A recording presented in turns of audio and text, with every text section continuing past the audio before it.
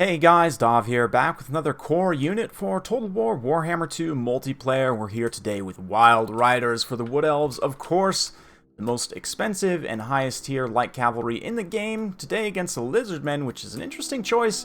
Both builds actually really cool and different. I'm excited to cast this.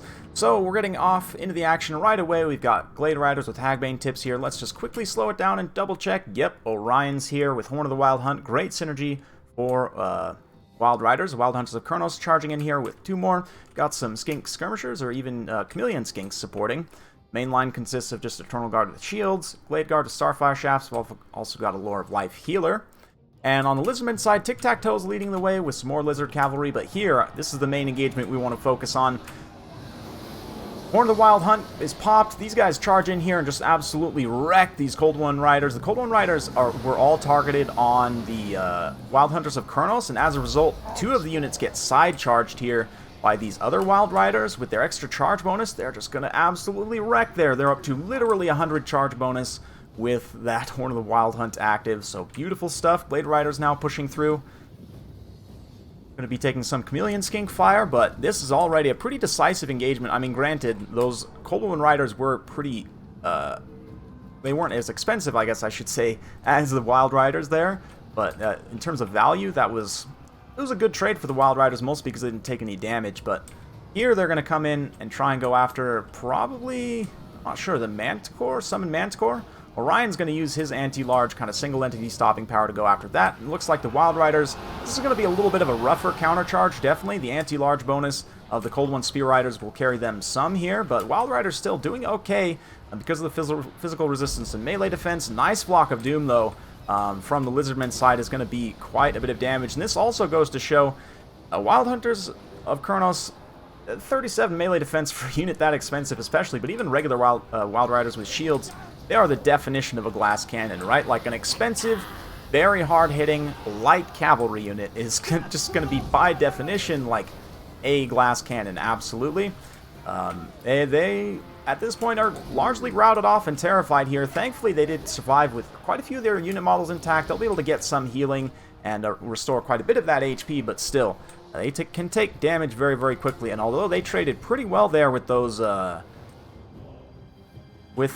Spear Riders, it probably wasn't the best engagement at the end of the day. Solar Engine now coming forward. It's been having some hard time shooting. This is Altdorf Outskirts, actually has some like kind of weird ridges that make direct line of fire artillery surprisingly bad on this map. Tic-Tac-Toe, though, I'm just going to say this, probably one of the worst lords in the game, so, I mean, I guess bonus points for bringing him, but he's going to get kind of lit up by the archers there, literally lit up by Starfire Shafts. Pulls away, tries to get back into a safe position. He doesn't have any healing here, unfortunately, but even at relatively low HP, he can still swoop in and get some good damage done. Wild Riders now coming back from route, going to be able to get some nice charges in on the sides of these Skinks here. Osara Spears as well, very interesting. And it looks like a regrowth being cast, probably on the Wild Hunters, I would imagine, since they're the most expensive, yet also refreshes their vigor, which is really nice. The shields here are pretty good, too. They're pretty important against Lizardmen, because you might not think of them as a powerful ranged faction, but they are. And Chameleon Skinks, just in general, because like all of their stuff, all their hounded monsters, and just, there's poison javelins everywhere, right? So it's a good idea to have the shields to help stop that free pick damage, or help mitigate it at the very least. He's, yeah, oh man, those last of the Cold One Riders just had a really bad time there, and Chameleon Skinks, even with their poison, they can't get away from Wild Riders. They are way too fast. And the physical resistance missile block, oh, they actually have a silver missile block, which is really good for cavalry. Most cavalry only have bronze shields, but they have, what, 55% missile block chance? Is actually really nice for cavalry. So definitely, I would say, important to take the shields. It's probably one of the best upgrades you can buy for any unit. But nicely done here. Countercharging these Pawhawk Sentinels who came down to the ground. They haven't used up much of their ammo, and I think they got a pretty good drop rocks at some point, but oh man, the Solar Engine is a nice counter for Wild Riders. The magic damage and the stat debuffs are really impactful there, but it is not going to be enough at this point in the late game. You can see Wood Elves already starting to pull ahead on the balance of power as this Beastcaster gets routed off. Tic-Tac-Toe as well, just going to have a bad time on the ground against Wild Riders. He would much prefer to be up in the air fighting other people up in the air, but yeah, on the ground like this, Oh man, Orion's in here too? That's just not a good time. Tic-Tac-Toe goes down. F's in the chat for him. And that's going to be an even bigger blow to the balance of power here. Nice healing, too, on these Wild Hunters of Kronos, able to get them pretty close to their healing cap. At this point, the Solar Engine just kind of charges in here. Orion's going to come, and with the surround of the Wild Riders, help to finish him off.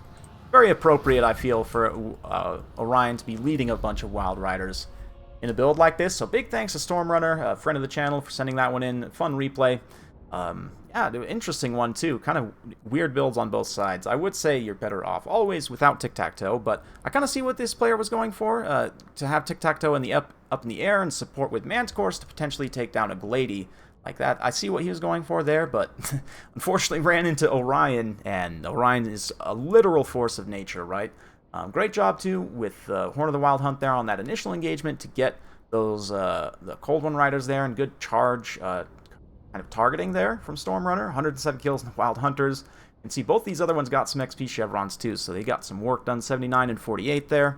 The Skinks absolutely just getting run over by the Wild Riders, as to be expected. Sora Spears did a little bit better, but honestly they're pretty bad units, so they didn't do a lot. And yeah, one of the Cold One Spear Riders did okay, kind of countercharging in there, but it was definitely a rough day for Lizardmen, and even despite that, there's some good damage being done on Stormrunner's army. Wild Riders did take some damage, but the healing and the fact that the Lizardmen really can't pursue them is a good thing for sure. So just kind of quickly finishing off with the Wild Riders in general.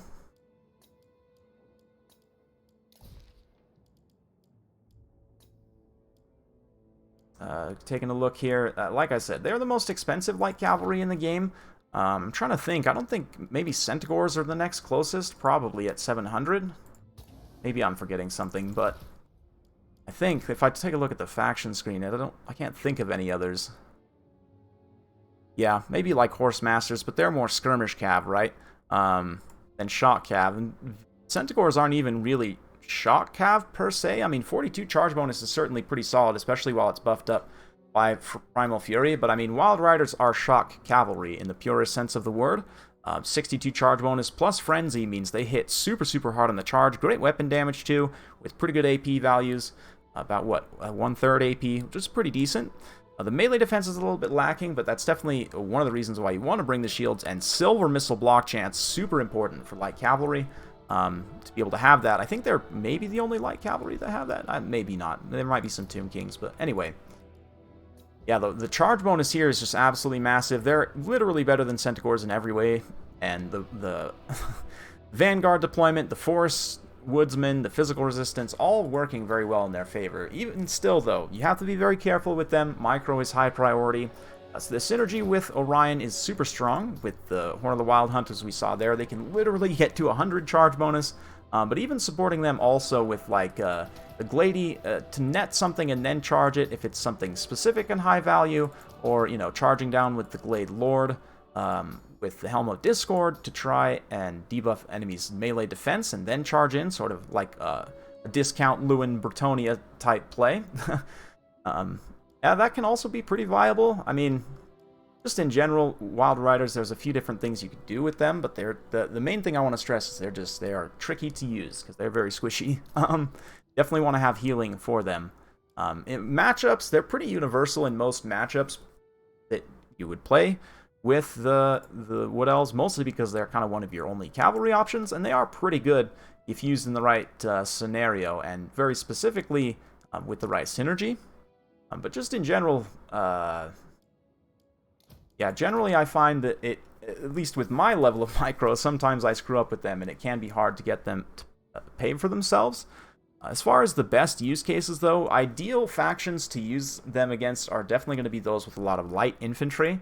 So Beastmen are a pretty clear one. If you get good charges on their infantry there, you know, you can absolutely clean up shot. If Bretonia chooses to go Peasant-Tonia, they could get run over by Wild Riders, but that's a pretty bad matchup for the Wood Elves right now, so you might not want to take that one.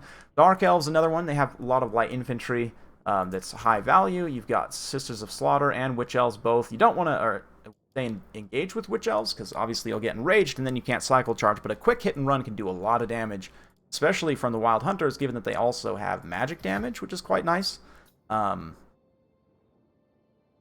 Yeah, what other matchups? Let's see here. Skaven, definitely for sure. Greenskins can be a bit tough because Greenskins have a lot more light cavalry than you. And they can kind of outtrade in that way. Elves, maybe not so much. Lizardmen is an interesting one. I wouldn't have thought to bring them too much against the Lizardmen, but I guess it makes sense if you want to clean up a wide skink build, which you might see in this matchup. Norska, I don't know. I think they're maybe a little bit too squishy, and they get super hard countered by Famir, right? Famir have heavy armor and magic damage, which is, and even anti-large if you bring the great weapons, right? That's an actual hard counter. Or Wild Riders, so yeah, probably not against Norska. Skaven, though. Tomb Kings maybe as well if you can cycle charge skeletons to break them very quickly. Vampire Coast, you can get some good Vanguard situations and get a good ambush, perhaps. Although, do be careful, like, a few hits from cannons and even, like, pistol mobs will absolutely destroy them. And zombies with pole arms are pretty common. I don't know specifically about that matchup. It's not a matchup I've played too much recently, actually. But, yeah. Counts, they're pretty light. They're going to go down hard to the, like, Blood Knights and other heavier cavalry. But if you micro them well, they can stay out in front. Especially, again, Wild Hunters of Kurnos having the magic damage to be able to shut down, like, the Chill Guys are a pretty key unit in that matchup for the Vampire Counts not to get kited. Although, Wood Elves have so much magic damage that it can be very tricky to use them. It's just kind of a weird matchup, though. I don't know. I'd try and avoid it. Yeah, Warriors of Chaos, yeah, probably. If you want to try and clean up some Marauder Horsemen or Horse Masters, it'd be good to have a couple of them just to take out enemy light cavalry and hit, like, Marauders and stuff, too. Yeah, just in general, I would say most matchups you could probably find a place to fit at least one or two Wild Riders. Going super heavy into them can be pretty risky, but if your build is built around it, especially like with Orion, you actually can get some really good results there. So thanks again to Stormrunner for sending that one in. Hopefully you guys enjoyed. If you like that sort of content, be sure to like, subscribe, hit that bell notification button. Every time I upload a new video, you'll be notified. Thanks again for watching, and we'll see you next time.